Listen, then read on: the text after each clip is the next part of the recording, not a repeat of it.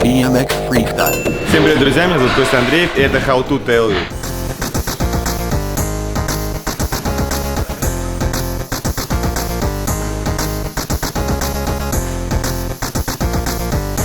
Первое, что хочу сказать, это, пожалуйста, не нужно думать, что все трюки даются вам легко и просто.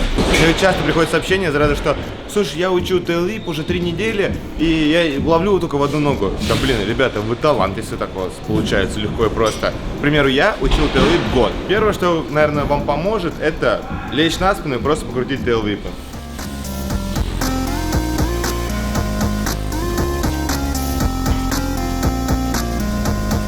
Есть два живых примера, кому это помогло. Рома Гильмзанов и Ирик Рязаев.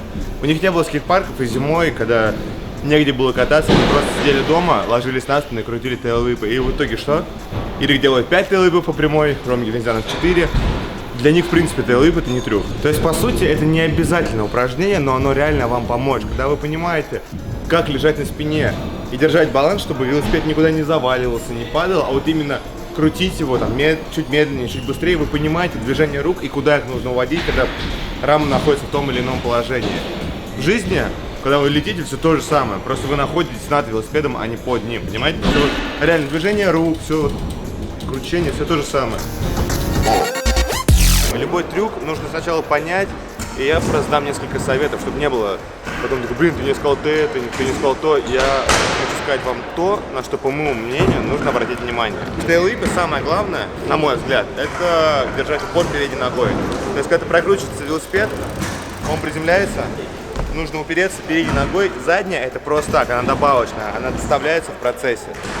К примеру, давайте я сразу покажу.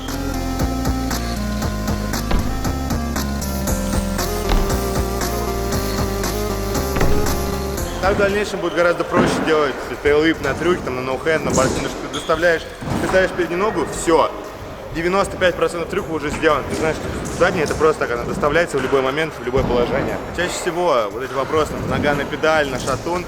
Я всегда ловлю шатун, так гораздо комфортнее, так гораздо безопаснее и увереннее. И в случае, если это делаю на фейке, к примеру, манать тейл-вип в спайне, я ловлю и сразу же просто легким движением переставляю ее на педаль. Таким, оно прям реально настолько спокойно, сама съезжает, оп, все. Что вам может помочь? Это какие-нибудь такие базовые трюки, как no foot канкан. Просто чтобы ноги автоматически, они машинально уже знали, где их место. И в момент, когда вот тейл-вип идет, они знали, куда им нужно встать. Идет рама, ее не нужно ловить, когда она вот уже все на 360 прокрутилась. Не здесь ее пытаться поймать. Потому что если вы становитесь ногой здесь, по инерции она чуть идет туда, и вас будет перекручивать. Идет рама здесь, и вам нужно уже начинать его встречать. И медленно останавливать.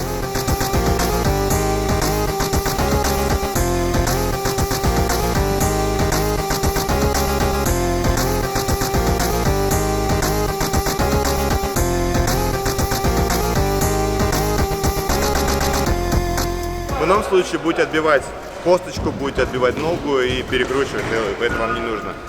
Лучше всего реально отработать это на спине. Это рабочая схема, и так уже куча ребят научились тейл-вип. Какие могут быть еще проблемы?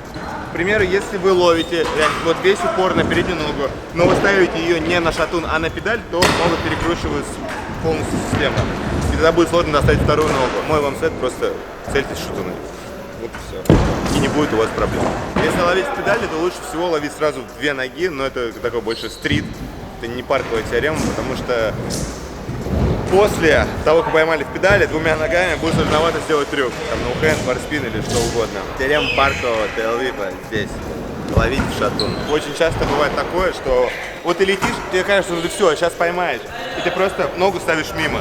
Если ты ставишь мимо, а велосипед доводишь, что педаль просто уничтожает голень мгновенно. Так что рекомендую вам учиться тейл-вип в защите. Ты тейл-вип умеешь? Нет. А ты когда пробовал его научиться? Да. И что происходило в твоей жизни? Весь мир переворачивался в этот момент. Вместе с рамой. Ну не, здесь серьезно, что тебе мешало научиться тейл-вип без шуток? Нескоординированность тела. Ты можешь более конкретно ответить? Либо ногами, либо руками. Вместе не получалось. Ты мог не толкать ногой, Но крутить руками. толчок тейл-випа. Находясь в полете, лично я снимаю ногу чуть и толкаю вот сюда, вот, ближе к звезде. Потому что если не снять ногу и толкнуть, то, возможно, прокрутятся педали, и ты сделаешь фронт-флип. Если лучше прямо вылететь, расслабиться, полностью расслабить ноги, чуть снять и толкнуть, и после этого уже начинать крутить руками. То есть там движение такое, что вот ты вылетел, толкнул и пошел. Поймал. Тут все так легко сейчас объяснять. Я вспоминаю, что я год потратил на то, чтобы поймать тейл-вип. И причем я сначала его сделал в квотере, потому что там мне было проще. Он там легче крутился, ты едешь по дуге, и из-за того, что ты по дуге едешь, закручиваешь, он начинает крутиться. По прямой у меня долго не получалось. И еще перерыв, наверное, в месяц после того, как я первый раз сделал и сделал второй раз. Жестко, такой лютый трюк был. А сейчас я могу смотреть в камеру и делать тейл-вип с паникой.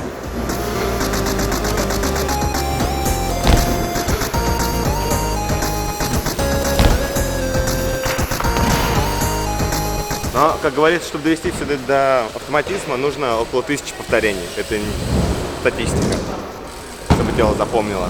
Поэтому любой трюк берется потом и кровью. Прям делать, и после этого у вас все получится.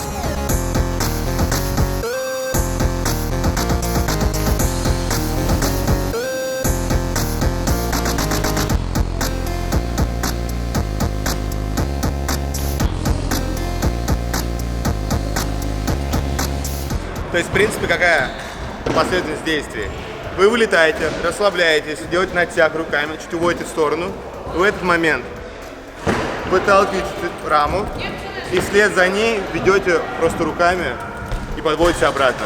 Если вы на прямых руках возвращаете велосипед сюда, вот в изначальное положение, то и рама вернется в изначальное положение. В этом весь секрет, в принципе, что вот на то же самое место. Примерно, я не знаю даже, как описать эти ощущение, знаете, когда вращаете обруч, вы чувствуете, где находится сам обруч, и просто поддеваете его, чтобы он крутился дальше. Здесь то же самое. Со временем начинаешь чувствовать рулем, где рама находится, и ты просто можешь движением подкручивать, останавливать, замедлять или делать, наоборот, быстрее.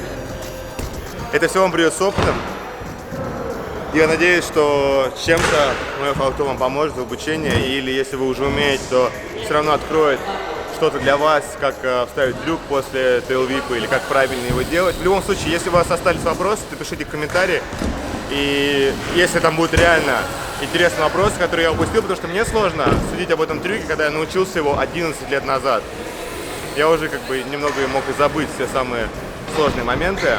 В общем, пишите в комментариях, что вам помогло, что хотели бы услышать. Мы ответим на эти вопросы в следующем видео. Или, может быть, каким-то небольшим отдельным видео, если там будет реально наберется много вопросов.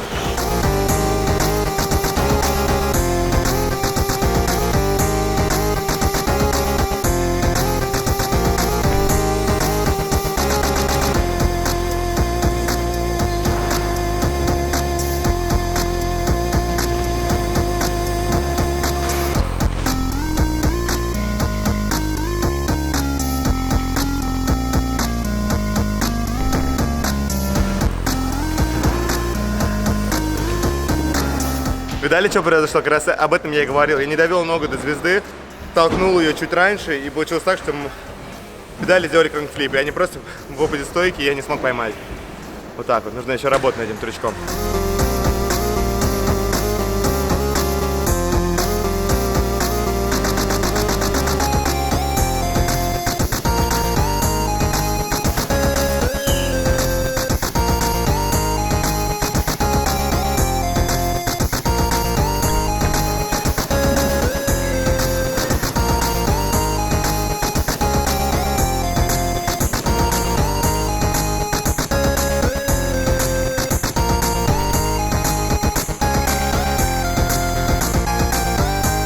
Ну и если вы учитесь тейл-вип, то вам обязательно надо посмотреть How to Bar Speed. Понимаете? Оно вот здесь.